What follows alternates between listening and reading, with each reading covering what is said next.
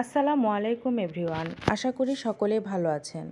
আজকে আমি তৈরি করছি তালের রস দিয়ে সুস্বাদু মিষ্টি। এই মিষ্টিটি তৈরি করা খুবই সহজ, একটু আলাদা, একটু ভিন্ন স্বাদে, খেতে বেশ দারুণ। তো চলুন দেখে নিন কিভাবে আমি এই মিষ্টিটি তৈরি করে নিয়েছি। প্রথমে একটি প্যানে দিয়ে দিচ্ছি সামান্য পরিমাণ তেল। তেলটি একটু গড়িয়ে নেব যেন সুন্দর মতো চারিদিকে তেলটি ছড়ানো থাকে। দিয়ে দিচ্ছি 1 কাপ পরিমাণ সুজি। আমি এখানটায় প্যাকেটের সুজি ব্যবহার করেছি। সুজিটি আমি ভালোভাবে নেড়েচেড়ে ভেজে নেব। খুব বেশি একটি লাল লাল ভাব করব না। যখন দেখব হালকা একটু ভাজা হয়ে গিয়েছে, সাদা থাকতেই আমি চুলাটি বন্ধ করে দেব। সুজিটি আমি নামিয়ে রেখেছি। এবার আমি নিয়ে নিচ্ছি 1 কাপ পরিমাণ তালের রস। এটি একদম পানি ছাড়া এই তালের রসটি। এবার আমি এর মধ্যে যে মেজারমেন্ট কাপে আমি 1 কাপ নিয়েছি, সেটি এবার কাপে কিছু তালের রস লেগে থাকার কারণে সামান্য একটু পানি দিয়ে আমি পানিটি দিয়ে দিচ্ছি। এবার স্প্যাচুলা দিয়ে আমি ভালোভাবে নেড়েচেড়ে নেব 1 থেকে 1.5 মিনিটের মতো।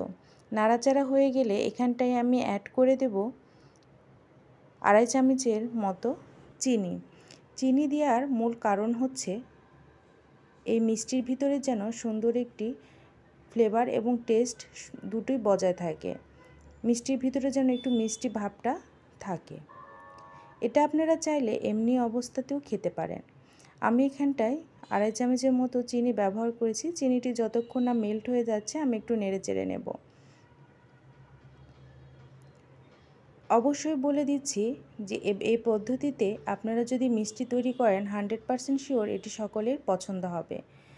ভালোভাবে নাড়াচাড়া করবেন, অবশ্যই যেন গায়ে একবারে লেগে পোড়া পোড়া ফ্লেভারটি না চলে আসে। দেখতে পাচ্ছেন তালের রসটি একটু ঘন হয়ে এসেছে। এবার আমি এর মধ্যে অ্যাড করে দেব যে 1 কাপ পরিমাণ সুজি আমি ভেজে নিয়েছিলাম, সে 1 কাপ পরিমাণ সুজিটি এবার ঢেলে দেব। অবশ্যই এর সময়টিতে আপনারা আপনাদের চুলের জালটি একদম লোয়ে রেখেই এটি তৈরি করবেন, তাহলে এটি দলা পাকার সম্ভাবনা থাকবে না। সুজি যেন দলা পাকে না যায়, সেজন্য স্প্যাচুলা দিয়ে ভালোভাবে এটি নাড়াচাড়া শুরু করে নিতে হবে যেন সুন্দর মতো মিক্সড হয়ে যায় এবং এটি সুন্দর মতো মিহি একটি ডো তৈরি হয়ে আসে। দেখতে পাচ্ছেন সুজি দেওয়ার সঙ্গে সঙ্গেই এটি একদম ঘন হয়ে এসেছে। সুজি অলমোস্ট কুক হয়ে গিয়েছে।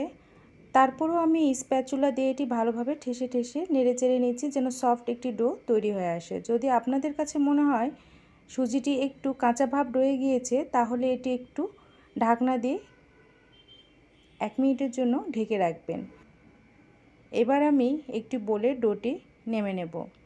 গরম অবস্থাতেই এটি একদম নেড়েচেড়ে মেখে নিতে হবে যেন সুন্দর মতো এটি সফট আরও হয়ে আসে।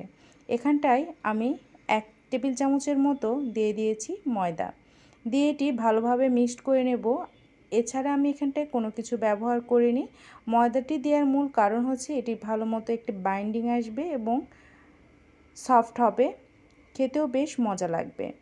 দেখতে পাচ্ছেন আমি ডোটি একদম ধীরে ধীরে মেখে নিচ্ছি যেন একটা সফট নরম একটি ডো তৈরি হয়। দেখতেই পাচ্ছেন কতটা সফট হয়ে এসেছে। যেরকম শেপ দেবেন সেই শেপে এটি তৈরি হয়ে আসবে।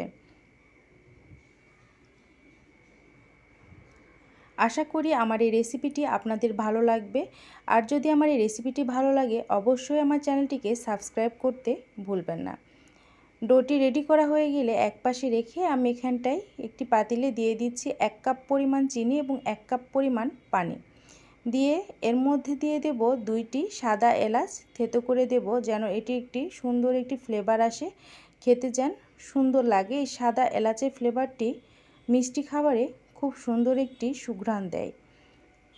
এটি দিয়ে আমি শিরাটি বয়েল হতে দেব। এর মাঝে আমি হাতের তালুতে নিয়ে নিয়েছি ঘি। সামান্য একটু ঘি নিয়ে হাতের তালুতে মেখে নিয়ে আমি গোল গোল শেপের মিষ্টির শেপ দিয়ে নেব যেন মিষ্টিগুলো একদম পারফেক্ট গোল আকৃতিতে হয়, সেদিকটা খেয়াল রাখতে হবে। দেখতেই পাচ্ছেন আমি বারবার চেক করছি যে গোল হচ্ছে কি না।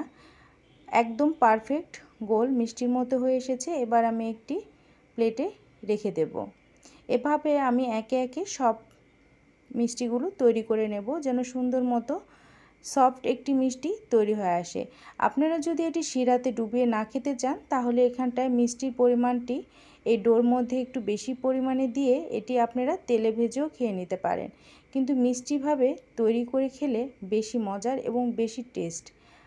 আপনারা যদি সম্ভব হয় তাহলে অবশ্যই এই রেসিপিটি করে নেবেন এই সিজনে। দেখতে পাচ্ছেন মিষ্টিগুলো একদম তৈরি। এবার আমি একটি প্যানে দিয়ে দিচ্ছি পর্যাপ্ত পরিমাণে তেল।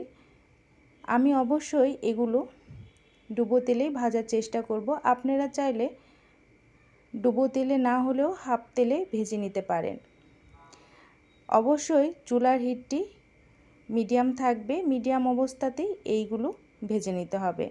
দেখতে পাবেন ভাজতে ভাজতে এটি একদম ব্রাউন কালার চলে আসবে। যখন ব্রাউন কালার হয়ে আসবে তখন আমি এটি উঠিয়ে নেব। এই সিজনে এই তালের রস দিয়ে মিষ্টি ভাবতেই মজা লাগে। এই রেসিপিতে আপনি মিষ্টির স্বাদ, তালের একটি ফ্লেভার দুটো একসঙ্গে পাবেন। খেতেও বেশ মজা লাগবে, বাচ্চারাও খুব মজা করে খাবে। আশা করি এই রেসিপিটি আপনারা অবশ্যই তৈরি করবেন ঘরে এবং খুব অল্প সময়ে এটি তৈরি হয় আর খুব খেতেও মজা। এজন্য অবশ্যই একবারের জন্য হলেও ট্রাই করবেন। মোটামুটি আমার ভেজে নেওয়া হয়ে গিয়েছে, এবার আমি উঠিয়ে নিয়েছি। এরপর শিরাটি আমার রেডি হওয়া ছিল, শিরার মধ্যে এবার এই মিষ্টিগুলো দিয়ে দেব। দেখতে পাচ্ছেন এখানটায় উপরে ভাসছে মিষ্টিগুলো। আমি এটি 1.5 থেকে 2 ঘন্টার জন্য এভাবেই রেখে দেব ঢাকনা দিয়ে ঢেকে। 2 ঘন্টা পর আমি এটি খুলে পরিবেশন করব।